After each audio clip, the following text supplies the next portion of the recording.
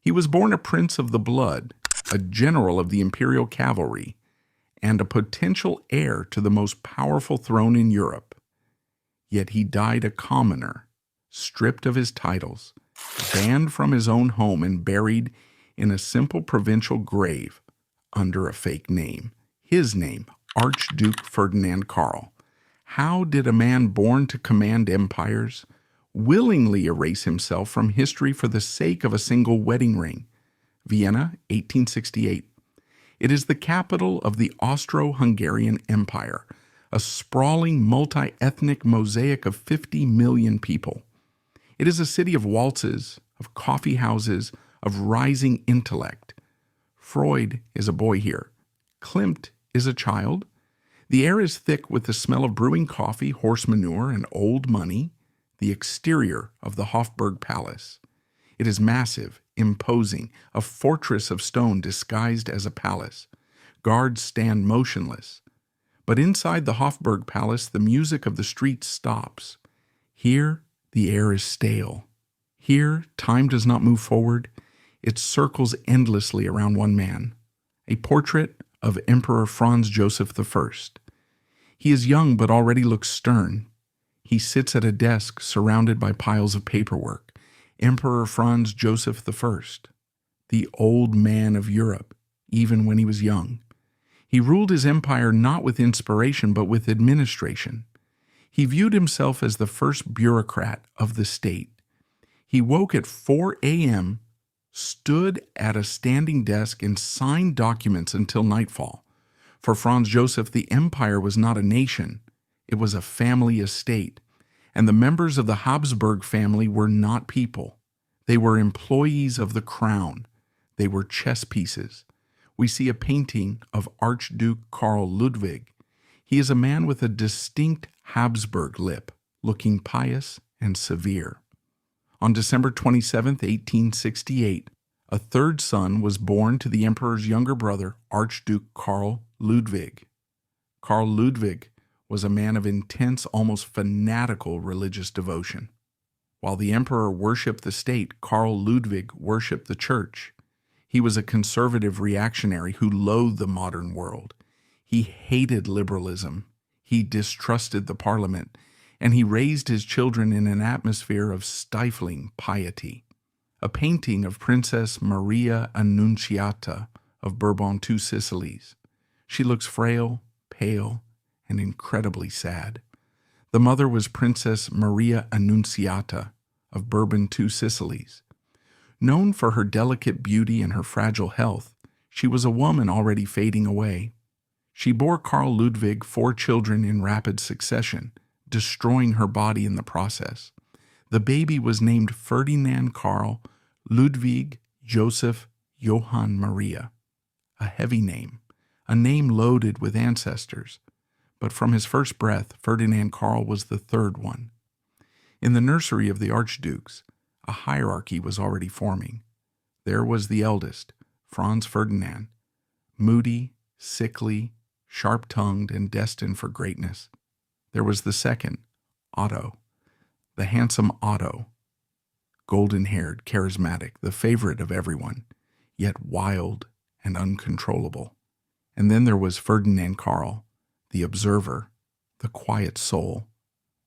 While Franz Ferdinand fought with his tutors and Otto charmed the maids, Ferdinand Karl watched. He learned early that in the House of Habsburg, visibility was dangerous. To be seen was to be scrutinized. To be scrutinized was to be corrected. Childhood for an archduke was not a time of play. It was a time of indoctrination. The education of the Habsburg princes was designed to crush individuality. They were taught French, Hungarian, Czech, and Italian, not to read poetry, but to command troops and converse with diplomats. They were taught history, not as a study of humanity, but as a study of their own family's divine right to rule. Close up on the boy's face. He is repressing a cough. He does not move. But the most important lesson was Spanische Hofreitschule, not just the riding school, but the rigid Spanish court etiquette that governed their lives. Emotion was forbidden. Laughter was restricted. Tears were a failure. Ferdinand Karl learned that his personal feelings were irrelevant. If he was cold, he stood still. If he was lonely, he prayed. If he was in love, well, that was an emotion that simply did not exist in the curriculum. A painting of the funeral of Maria Annunziata, 1871. Black crepe covers the palace.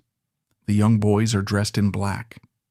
In 1871, when Ferdinand Karl was only 3 years old, his mother, Maria Annunziata, died of tuberculosis at the age of 28. The disease, the White Plague, would haunt the family like a curse. The loss left a hole in the nursery that no amount of protocol could fill. Their father, Karl Ludwig, overcome with grief and religious fervor, became even more distant, dragging the young boys on endless pilgrimages to cold churches, forcing them to kneel for hours on stone floors. A portrait of Maria Theresa of Braganza, the stepmother. She looks kind, warm, a stark contrast to the father. Salvation came in the form of a stepmother, Maria Theresa of Braganza. She was an angel in a house of stone. She loved the boys as her own, particularly the difficult Franz Ferdinand and the quiet Ferdinand Karl. She was the one who taught them that there was a world outside of duty, a world of kindness. But she could not protect them from the destiny that was closing in. The date, January 30th, 1889, types across the screen. The music turns dark, dissonant, orchestral low strings. A montage of newspaper headlines spinning in German, French, and English. Death of the Crown Prince. Tragedy at Mayerling. Rudolf found dead. Ferdinand Karl was 20 years old when the event happened that would shatter the Habsburg monarchy forever. Crown Prince Rudolf, the emperor's only son, the liberal, brilliant, unstable hope of the future. On a freezing January morning in a hunting lodge at Mayerling, Rudolf shot his 17-year-old mistress, Mary Vetsera, and then turned the gun on himself. Slow pan over a photograph of the Mayerling hunting lodge. It looks isolated in the woods. Then, a shot of the funeral procession in Vienna. Thousands of people lining the streets in silence. The suicide of the Crown Prince was not just a family tragedy, it was a dynastic catastrophe. It broke the heart of the emperor, turning him into a living statue of grief. But politically, it was an earthquake. With Rudolf dead, the line of succession swerved violently. The heir to the throne was now the emperor's brother, Ferdinand Karl's father, the religious zealot Karl Ludwig. A graphic of the family tree. Rudolf's branch is crossed out in red. The line moves to Karl Ludwig, then branches down to his 3 sons, Franz Ferdinand, Otto, and Ferdinand Karl. But Karl Ludwig was old and had no interest in ruling. He effectively stepped aside for his eldest son. Suddenly, the spotlight of history swung onto the 3 brothers. Franz Ferdinand was now the heir presumptive. The weight of the future empire landed on his shoulders. Otto was the spare, the backup. And Ferdinand Karl, he was moved up the chessboard. He was no longer just a minor archduke. He was third in line to the throne of 50 million people. Archival footage of the 3 brothers walking behind the coffin of Rudolf. They look young, pale, and terrified. Imagine the pressure. Ferdinand Karl watched what the system had done to his cousin Rudolf. It had crushed him. It had forbidden him from loving whom he wanted, thinking what he wanted, being who he was. It had driven him to put a bullet in his brain. Now that same system turned its hungry eyes toward Ferdinand Karl and his brothers. The message from the emperor was clear. Establish order. Reproduce. Maintain the bloodline. Do not fail, as Rudolf failed. Ferdinand Karl, looking into a mirror in his military quarters. He adjusts his collar. His expression is unreadable. At 20 years old, Ferdinand Karl made a silent vow. He would be the good soldier, he would serve, he would not rebel like Rudolf. But he did not know then that the seeds of rebellion were already planted in his heart. He did not know that he possessed a romantic soul that would one day prove more dangerous to the empire than any anarchist's bomb. Fast-paced montage of military life, 1890s, cannons firing, cavalry charges, the thundering of hooves, Ferdinand Karl on horseback, shouting commands. He looks competent, focused. To escape the suffocating atmosphere of the court, Ferdinand Karl did what Habsburg men were bred to do. He threw himself into the army. He joined the imperial and royal cavalry, and to everyone's surprise, he was good at it. Unlike the pompous court generals who viewed war as a parade, Ferdinand Karl took an interest in the mechanics of leadership. He cared about his men. He understood logistics. He rose rapidly through the ranks, not just because of his name, but because of his competence.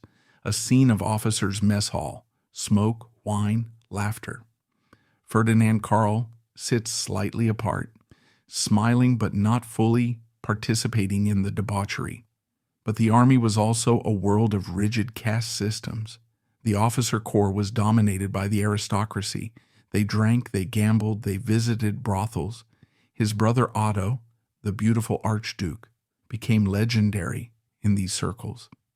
Otto was a scandal walking on two legs. He was known for leaping over funeral processions on his horse, for entering the Hotel Sacher naked, wearing only his sword belt. Otto was destroying the family reputation with a reckless grin. Ferdinand Karl watched this too.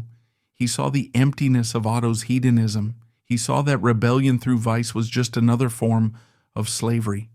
Ferdinand Karl walking alone through the streets of Vienna at night. He is wearing civilian clothes, a hat pulled low. Ferdinand Karl wanted something else. He didn't want the stifling duty of Franz Ferdinand, and he didn't want the empty pleasure of Otto. He began to live a secret life of the mind. He attended the Burg Theater, not the royal box, but the shadows of the stalls. He read books banned by the clerical censors. He developed a fascination with the technical sciences, the modern world that his father despised. He was searching. He was a man wandering through a desert of gold, looking for a single drop of real water. Camera focuses on a ticket stub from a theater production dated 1900, then a program from a lecture at the Technical University. And it was this search for the genuine, this hunger for intellect over etiquette, that would lead him to the most dangerous place in the empire. Not a battlefield, not a brothel, but a lecture hall. And there he would meet the person who would force him to ask the question that would cost him everything. Is a crown worth wearing if you have to wear it alone? A dark, moody scene. Rain lashes against the windows of the palace. 1896. The funeral of Archduke Karl Ludwig. In 1896, his father, Archduke Karl Ludwig, died after drinking contaminated water from the Jordan River during a pilgrimage. The religious zealot was gone. Now the barrier between the brothers and the throne was removed. Franz Ferdinand was now the heir apparent. The clock was ticking. Footage of Franz Ferdinand coughing. He looks gaunt. He is spitting blood into a handkerchief. But there was a complication. Franz Ferdinand was dying, or so everyone thought. He had contracted tuberculosis, the same disease that killed their mother. The court doctors whispered that he had months to live. The vultures began to circle. The court flatterers began to look past Franz Ferdinand, towards the next in line, the scandalous Otto, and behind him, the reliable Ferdinand Karl. Ferdinand Karl sitting at a desk, looking at a map of the empire. He looks burdened. For a brief, terrifying window in the late 1890s, it seemed possible that Ferdinand Karl might one day be emperor. If Franz Ferdinand died of sickness, and if Otto destroyed himself with syphilis, the crown would fall to the quiet third brother. This possibility terrified him. He saw the emperor, a lonely old man trapped in a palace of ghosts. He saw the glory of the Habsburgs for what it was, a life sentence of solitude, a slow zoom in on Ferdinand Karl's eyes in a photograph. They are melancholic, searching. He needed an escape. He needed an anchor. And in the early years of the new century, just as the empire was drifting toward its twilight, he found her. Her name was Bertha, and she was everything the Habsburgs were not. By 1902, Vienna was a city suffering from schizophrenia. It was two cities occupying the same space, separated by an invisible wall of glass that was harder to break than stone.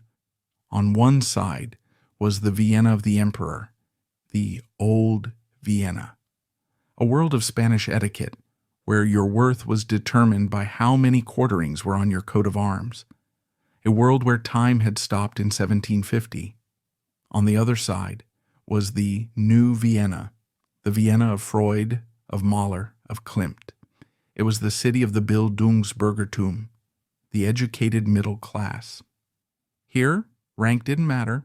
What mattered was what you knew, what you created, and what you could build.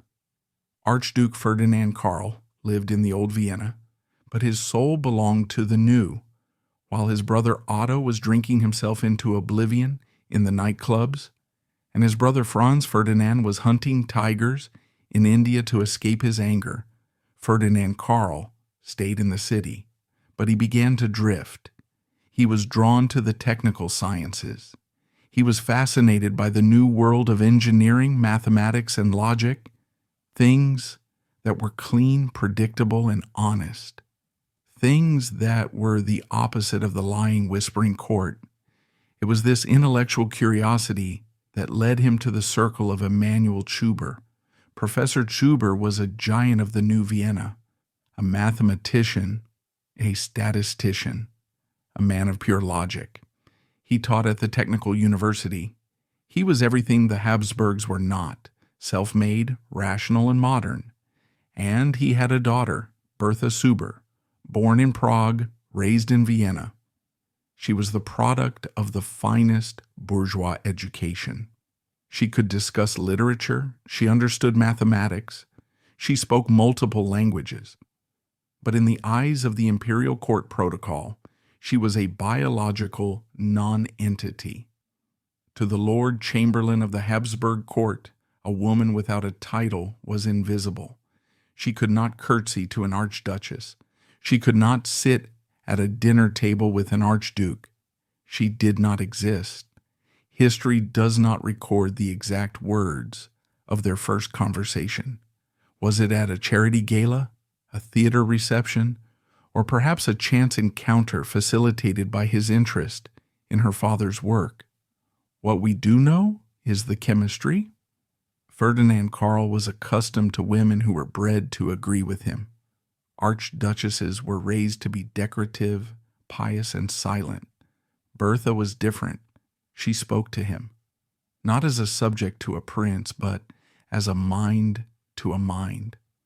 For the Archduke, it must have been intoxicating. Here was a woman who didn't care about his lineage, but cared about his thoughts. He fell in love, not the fleeting lust of his brother Otto, but a deep, resonant connection. He found in Bertha Zuber a mirror for his own lonely soul, but he also knew from the very first moment that this love was a death sentence. Ferdinand Karl didn't have to guess what would happen if he pursued Bertha. He had a living, breathing warning right in front of him. His eldest brother, Franz Ferdinand. A few years earlier, Franz Ferdinand had done the unthinkable. He had fallen in love with Countess Sophie Chotek. Now, Sophie was an aristocrat. She was a countess. Her family had served the Habsburgs for centuries. To you and me, she was nobility, but to the Habsburgs, she was not royal enough. She was not from a ruling house. The war between Franz Ferdinand and the emperor over Sophie had nearly torn the monarchy apart. In 1900, the emperor finally relented, but the price was humiliation. It was a morganatic marriage. Franz Ferdinand could marry her, but she would never be empress. Their children would never inherit the throne. In public, she could not walk beside him. She had to walk behind the humblest princess of the blood. At state dinners, she was seated at the far end of the table, far away from her husband. Ferdinand Karl watched this ritual humiliation of his brother's wife with horror. He saw the rage building in Franz Ferdinand. He saw the cruelty of the court, the way the other archduchesses hissed and whispered about the scullery maid, Sophie. And he did the math. If the emperor treated a countess like a servant, how would he treat Bertha, a professor's daughter? There would be no compromise for Ferdinand Karl. There would be no morganatic marriage. There would be only total annihilation. If Franz Ferdinand showed him the pain of fighting the system, his other brother Otto showed him the horror of surrendering to it.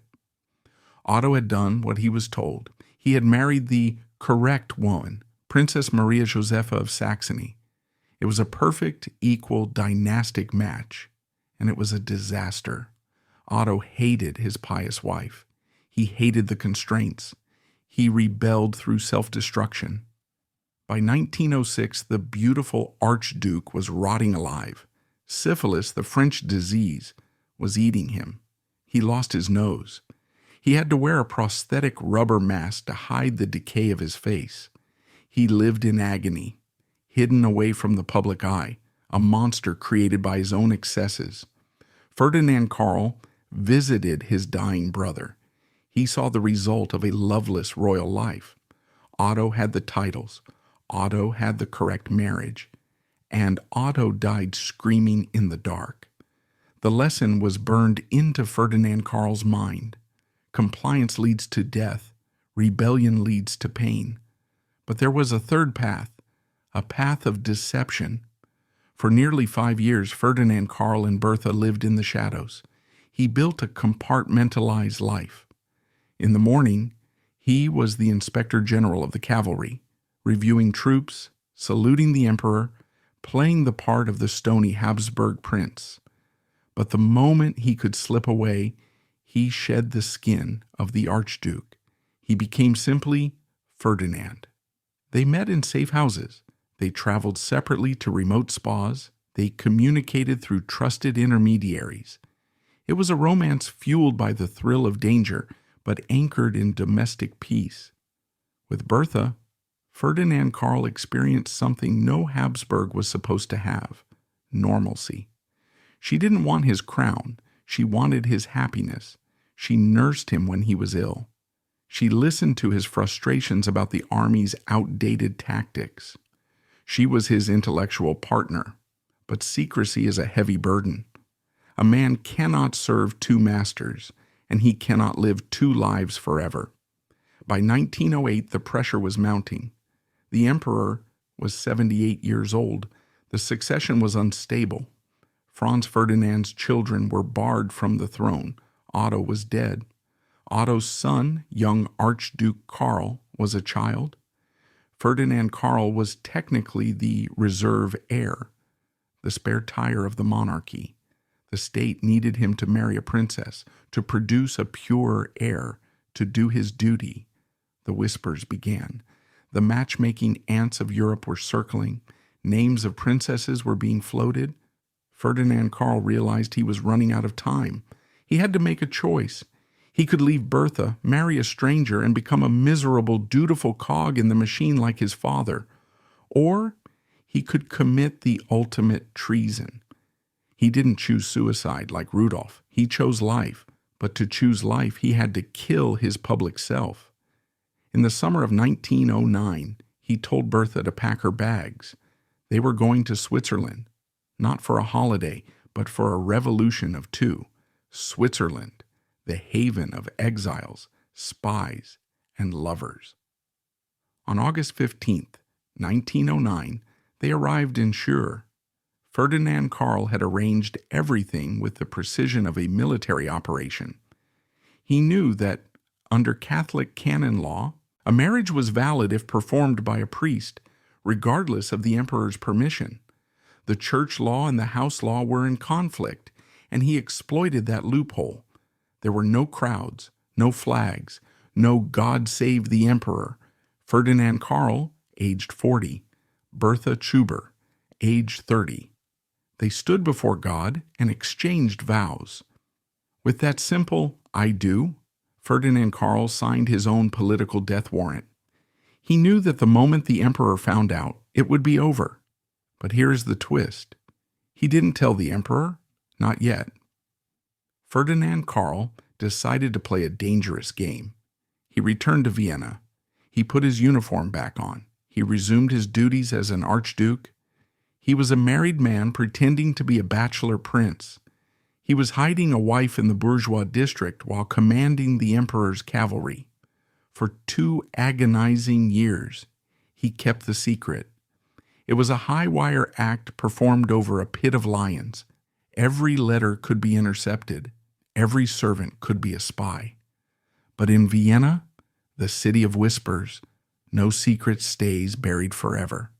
The ghosts of the Hofburg were waking up, and the emperor was about to receive a report that would shake the foundations of his crumbling world.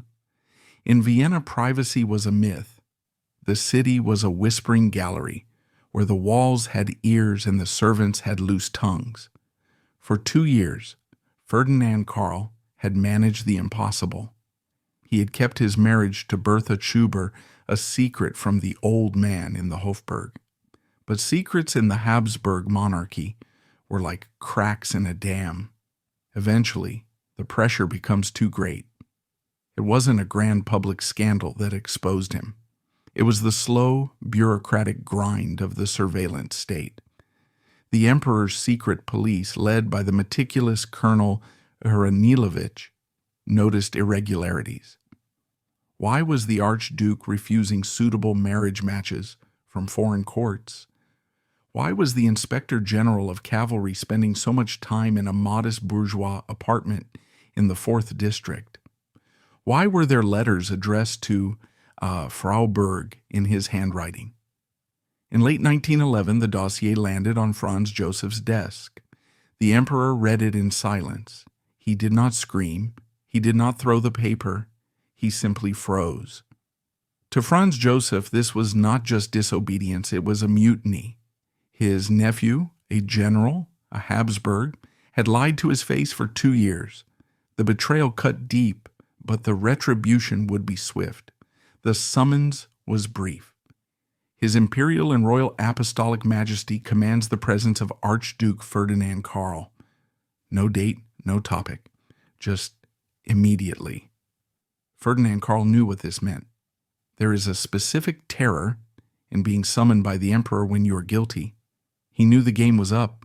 Walking into the emperor's study was like walking into a courtroom where the judge, jury, and executioner were the same man. Ferdinand Karl walked that long hallway alone. He must have rehearsed his defense. I love her. She is intelligent. She is good. But he also knew that in the language of the Habsburgs, love was not a valid argument. Duty was the only language spoken here.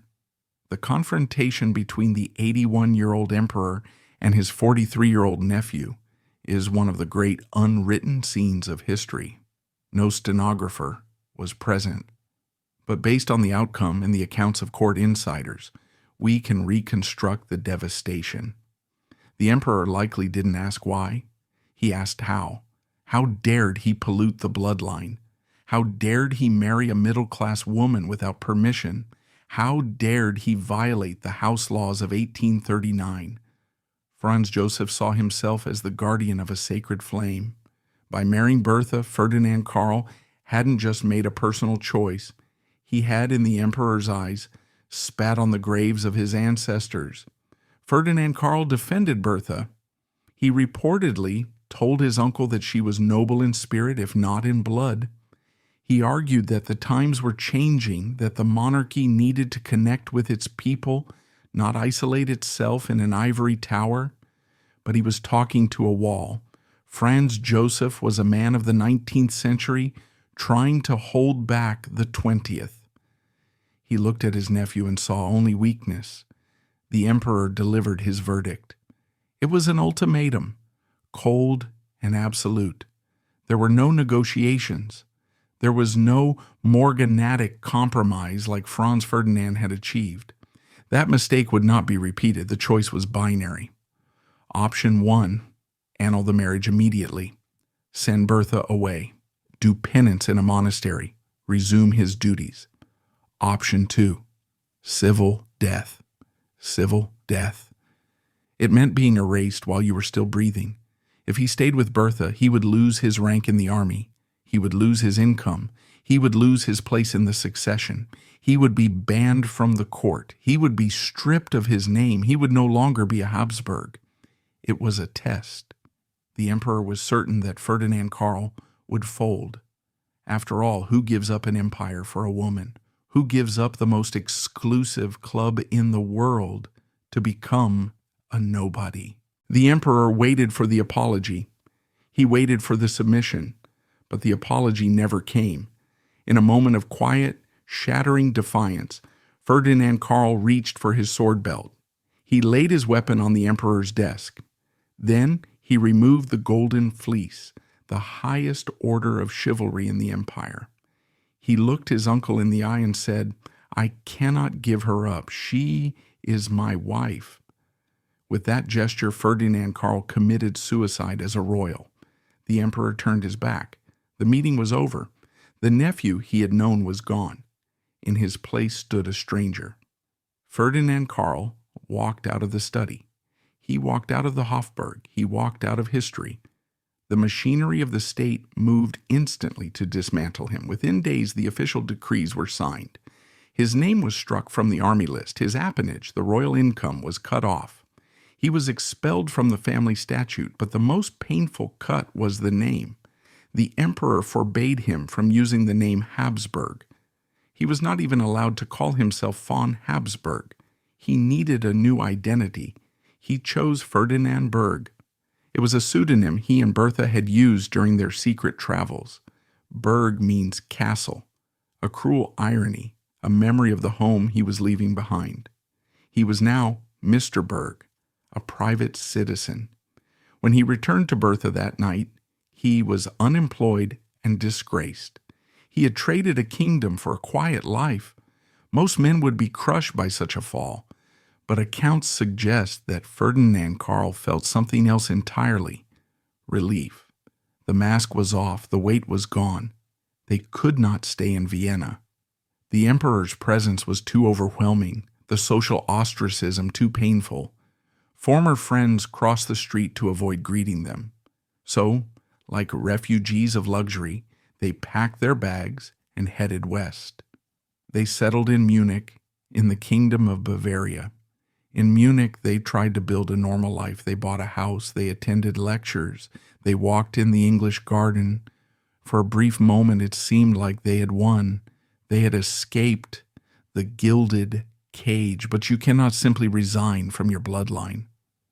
Ferdinand Karl was still a soldier at heart, and as he read the newspapers in his quiet garden in Munich, he saw the storm clouds gathering over the Europe he had left behind. He was a general without an army, a prince without a title. He watched helplessly as his brother Franz Ferdinand, now the undisputed heir, marched the empire toward the precipice. He must have wondered, if I were still there, could I have stopped it? But the phone never rang. The letters never came. And then the summer of 1914 arrived. Sunday, June 28, 1914, St. Vitus Day. In the remote province of Bosnia, the sun was shining. Archduke Franz Ferdinand, the heir to the throne, the man Ferdinand Karl had grown up with in that cold nursery, was riding in an open car. Beside him sat his wife, Sophie. Franz Ferdinand was finally happy. For once, protocol had been relaxed. Sophie was allowed to sit next to him. It was their wedding anniversary. Fate turns on the smallest of hinges. A driver takes a wrong turn. A car stalls. A 19-year-old student steps out of a delicatessen with a pistol. Bang, Bang! 2 shots. One pierced Franz Ferdinand's neck. The other hit Sophie in the abdomen. In that moment, the 19th century ended. In Munich, hundreds of miles away, the day was peaceful. Ferdinand Burg was no longer privy to state telegrams.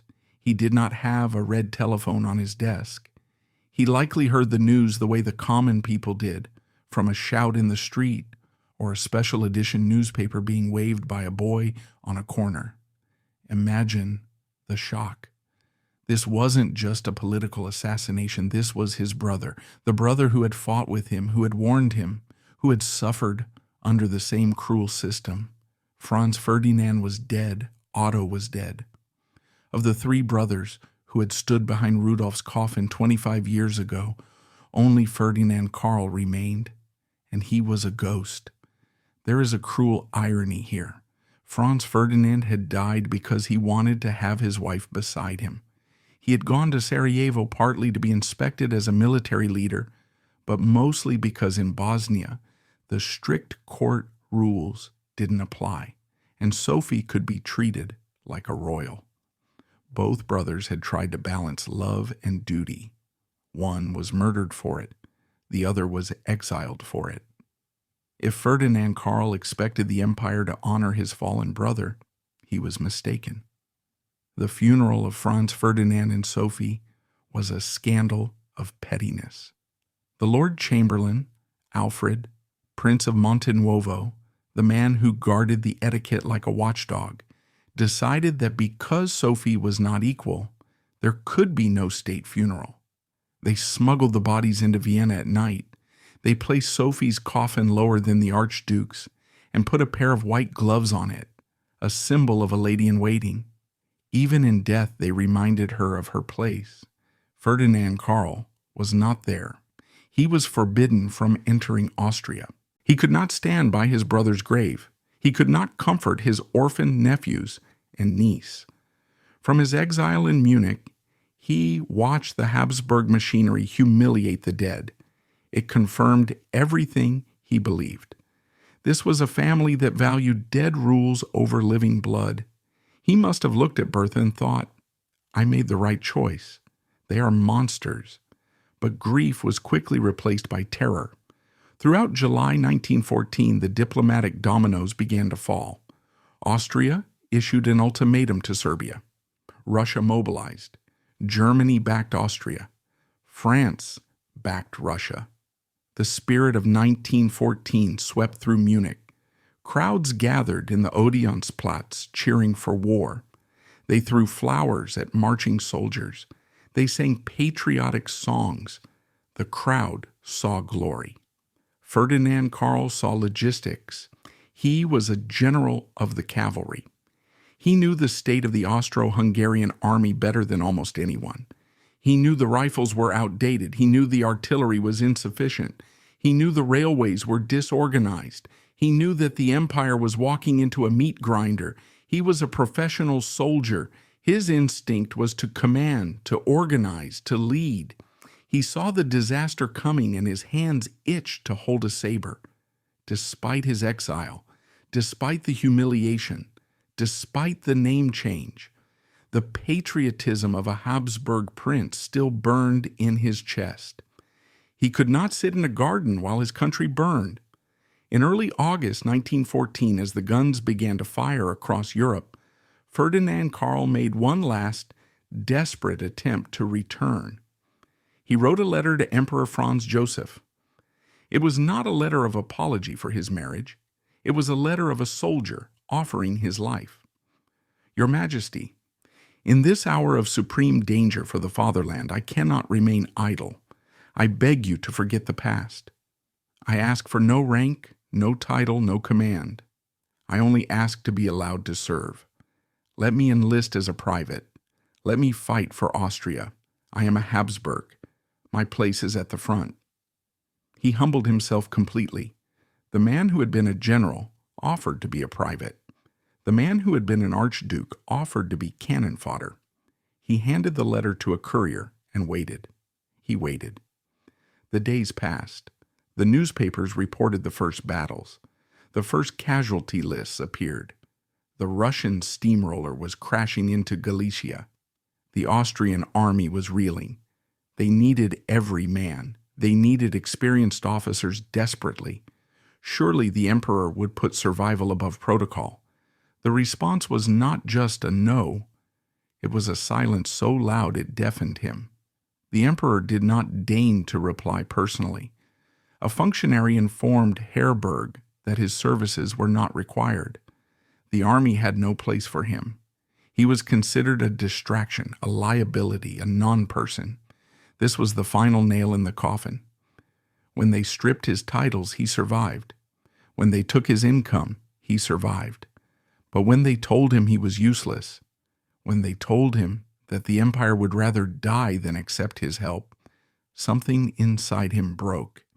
He realized that to Franz Joseph, Ferdinand Karl was already dead. The man in Munich was just a ghost, haunting a grave that had been dug years ago. He was condemned to the worst torture for a soldier: to watch the war from a balcony, to read the reports of battles he should have led, to see the names of friends killed in blunders he could have prevented. The war that was destroying Europe began to destroy Ferdinand Karl from the inside out. By the winter of 1914, the news was catastrophic. The Austro-Hungarian army had suffered over 1 million casualties in the first few months. 1 million men. In the north, the Russians were pushing toward the Carpathian Mountains. The empire was bleeding to death. Ferdinand Karl tracked the movements on maps in his study. He marked the retreats with pins. He saw the incompetence of the generals, men who had been promoted for their pedigree, not their talent. The very men he had despised at court were now leading the army to ruin. The stress took a physical toll. The chilly Munich winter seeped into his bones. He began to lose weight. He couldn't sleep. He paced the floorboards at night, fighting imaginary battles in his head. The family curse, tuberculosis, which had been dormant in his lungs, sensed the weakness of its host. It began to wake up. Christmas 1914. The war was supposed to be over by now. Instead, the trenches were being dug from the Swiss border to the sea. Ferdinand Karl sat by the fire with Bertha. He was 46 years old. He had given up his crown for love. He had accepted his exile with dignity. But as the year ended, he realized that the empire he had left behind was not just punishing him. It was punishing itself. It was committing a slow, agonizing suicide. And he was helpless to stop it. While the machine guns of 1915 were tearing Europe apart, an older, quieter killer was stalking Ferdinand Karl. Tuberculosis. They called it the White Plague. In Austria, they cynically called it the Vianese disease because it killed so many in the damp, crowded capital. But for the Habsburgs, it was a family curse. It had killed Ferdinand Karl's mother, Princess Maria Annunziata, when he was just a toddler. It had stalked his brother Franz Ferdinand for years. Now it came for the third son. The disease is cruel. It eats the body from the inside while leaving the mind feverishly active. Throughout the freezing winter of early 1915, Ferdinand Karl began to drown on dry land. His lungs, weakened by stress, exile, and heartbreak, were collapsing. The man who had once commanded cavalry charges could now barely walk across the room without gasping for air. There is a terrible symbolism here. The empire he left behind was suffocating, choking on its own inability to modernize, its own rigid structures. And now, the man who tried to escape that suffocation was dying of the very same symptom. He was wasting away, just as the monarchy was wasting away on the battlefields of Galicia. In his delirium, witnesses suggest his mind returned to the war he was forbidden to fight. He would wake up in a sweat, asking for maps, asking about the fortress of Przemysl, which was currently under a brutal Russian siege. "Have we held the line?" he would whisper. Bertha would have to tell him the truth, or perhaps a gentle lie. Rest, Ferdinand. The line holds. The news was a torment. The Austro-Hungarian army was being destroyed in the Carpathian Winter War. Hundreds of thousands of soldiers were freezing to death in the mountain passes. General Conrad von Hötzendorf, the chief of staff, a man Ferdinand Karl knew personally, was throwing entire armies away in futile attacks. Ferdinand Karl, the expert tactician, lay in his bed in Munich, impotent. He knew exactly what mistakes were being made. He knew how to fix them. But he was a civilian. His expertise was dying with him. This was his purgatory, to possess the knowledge to save his men, but to be denied the voice to speak. He was witnessing the suicide of his dynasty in slow motion. In the final days, the fever broke long enough for a moment of clarity. We must ask, did he regret it?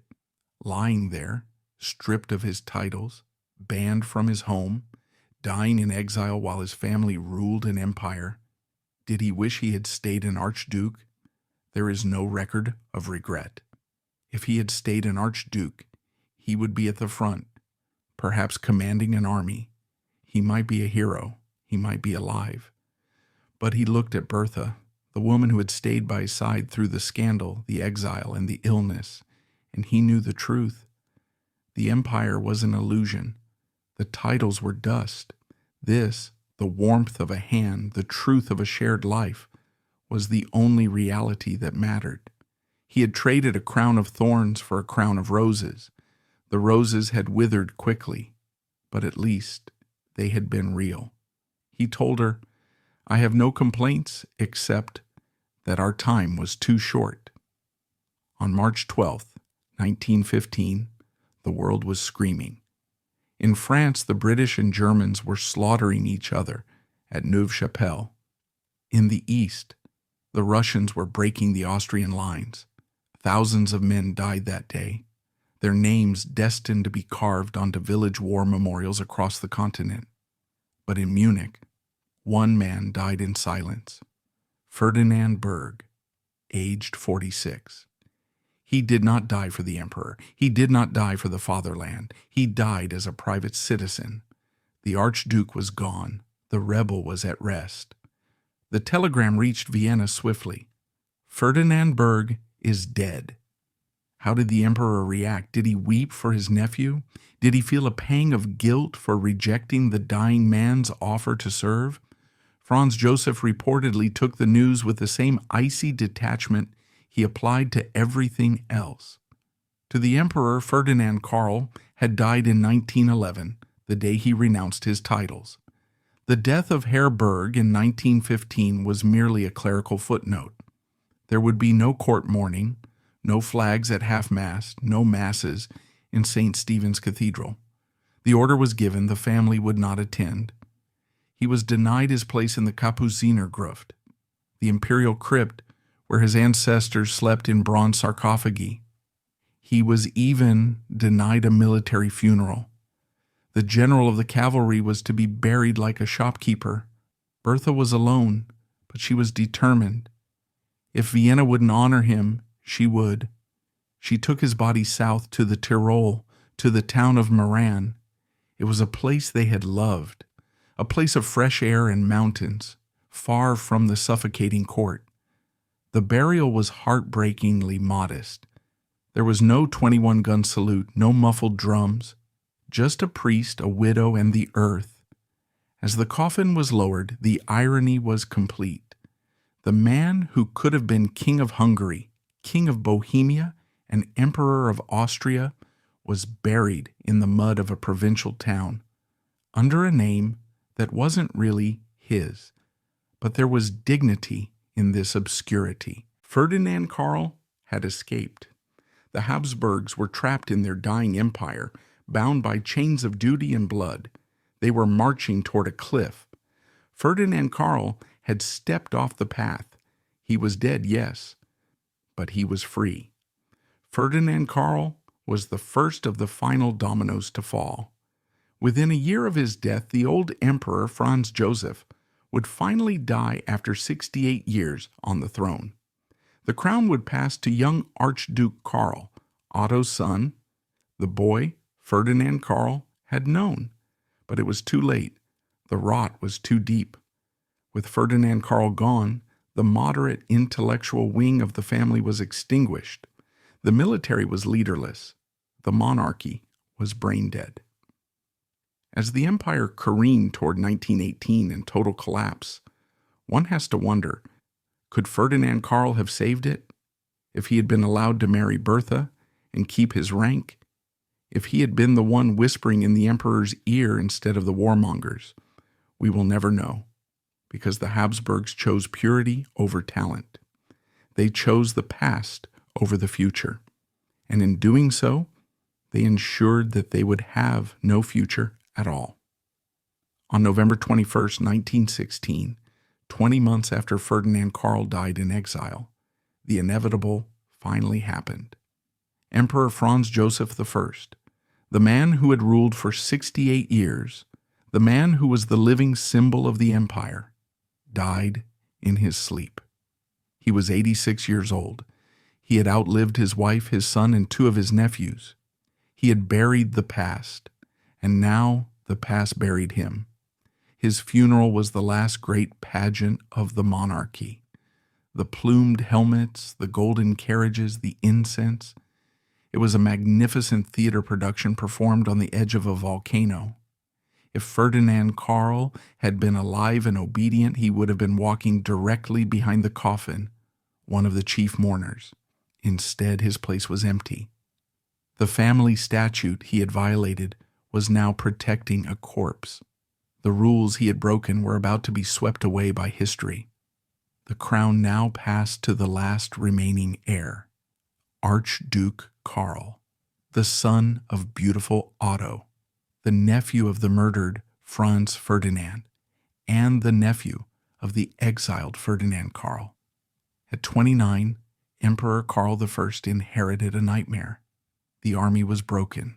The people were starving. The different nationalities of the empire were demanding independence. This is where the tragedy of Ferdinand Karl's exclusion becomes sharpest. Young Emperor Karl was a good man, but he was inexperienced. He was surrounded by hawks and warmongers. He desperately needed a wise, older relative, someone who understood the military but was not blinded by its arrogance, someone who understood the modern world. That man should have been Ferdinand Karl. Ferdinand Karl could have been the steady hand, the trusted advisor, the bridge between the crown and reality. But the chair was empty. The system had amputated its own right arm just before it needed to lift a heavy load. By 1917, the glory of Vienna was gone. The Allied blockade was strangling the Central Powers. It was the turnip winter. There was no meat, no flour, no coal.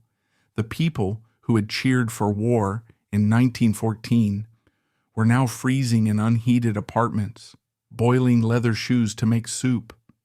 The imperial and royal glamour was revealed to be a hollow shell, and here lies the paradox.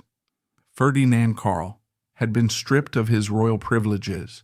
He had lost his palaces and his servants. But by 1917, those privileges were a curse. The archdukes still living in Vienna were prisoners of their own position, hated by the starving populace, terrified of the rising tide of Bolshevism. Bertha, the commoner, living quietly under the name Burg, was safe. The obscurity that Ferdinand Karl had accepted was now her shield. She was invisible to the angry mobs. 1918, the year of the apocalypse. In October and November, the Austro-Hungarian Empire didn't just lose a war, it ceased to exist. Hungary declared independence. Czechoslovakia declared independence. The South Slavs formed Yugoslavia. The emperor's realm evaporated overnight. The army he commanded simply went home. On November 11th, 1918, the same day the armistice ended the fighting in the West, Emperor Karl signed his final proclamation. He renounced power. 600 years of Habsburg rule ended with the scratch of a pen. The dynasty that had valued Ebenbürtigkeit above all else, The dynasty that had rejected Ferdinand Karl for marrying a professor's daughter was now homeless. The irony is almost too perfect to believe. In 1911, Emperor Franz Joseph had punished Ferdinand Karl by stripping him of his titles and banishing him from the court. In 1919, the new Austrian Republic passed the Habsburg law. It stripped all the archdukes of their titles. It banished all of them from the country unless they renounced their royal claims and lived as private citizens.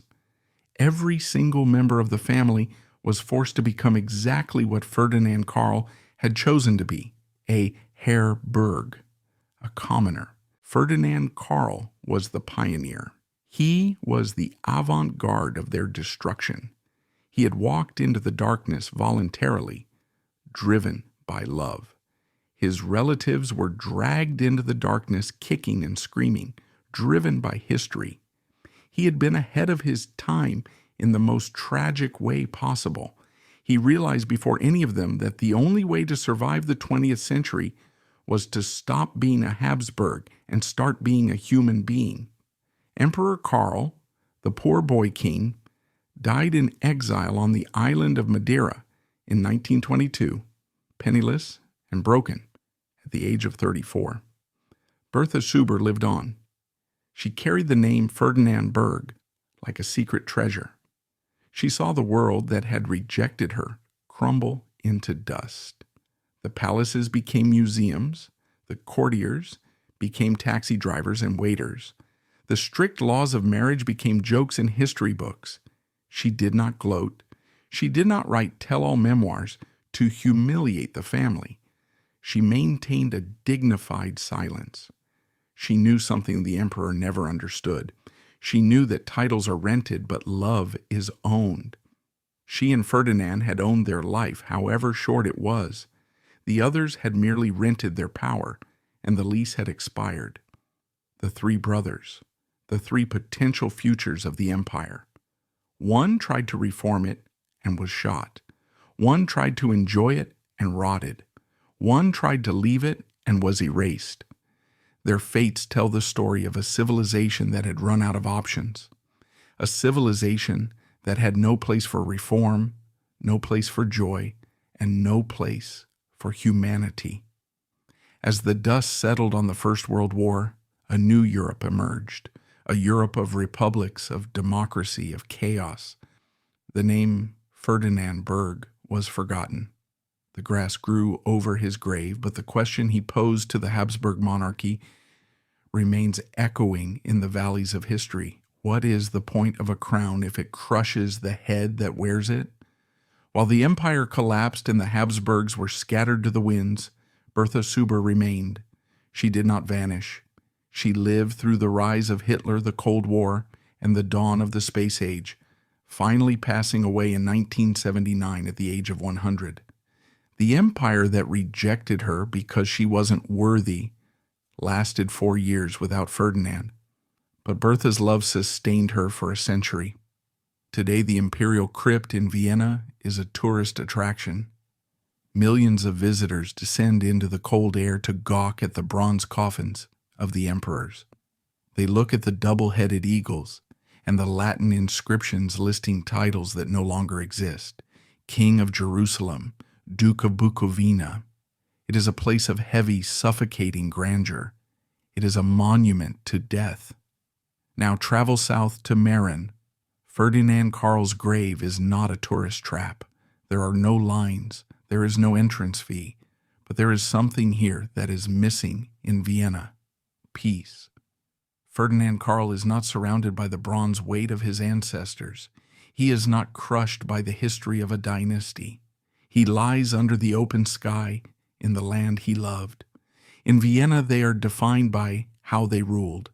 In Mähren, he is defined by how he loved. Which is the better resting place? The crypt of power or the garden of peace? We are left with a haunting question. If the Habsburgs had chosen talent over purity, if Ferdinand Karl had been standing beside the young Emperor Karl instead of lying in a provincial grave, could the empire have been saved? We will never know.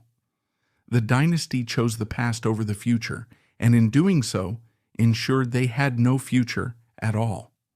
But perhaps Ferdinand Karl's greatest legacy is not political. It is personal. He was, in many ways, the first modern Habsburg. He understood a truth that we take for granted today, but which was revolutionary in 1911, that your job is not your life, that your family name is not your destiny, that mental health and personal happiness are worth more than public approval. We see ourselves in him. We see the struggle between duty and desire, the fear of disappointing our families, the terror of walking away from a secure path into the unknown. Ferdinand Karl did what many of us dream of doing. He walked away from the toxic expectations of others. He quit the rat race, even if that race was for an imperial crown. In the end, the Emperor Franz Joseph thought he was punishing his nephew with civil death. He thought that by taking away the title Archduke, he was taking away Ferdinand's life. He was wrong. The title was the cage. By taking it away, he opened the door. Ferdinand Karl lived only 4 years as Ferdinand Burg. But those 4 years were the only time he was truly free. He died a commoner, forgotten by the world, ignored by his family. But looking back across the century, through the smoke of wars and the ruins of empires, we can finally see him clearly. He was the Archduke who erased himself from history so that he could finally be written into the book of life.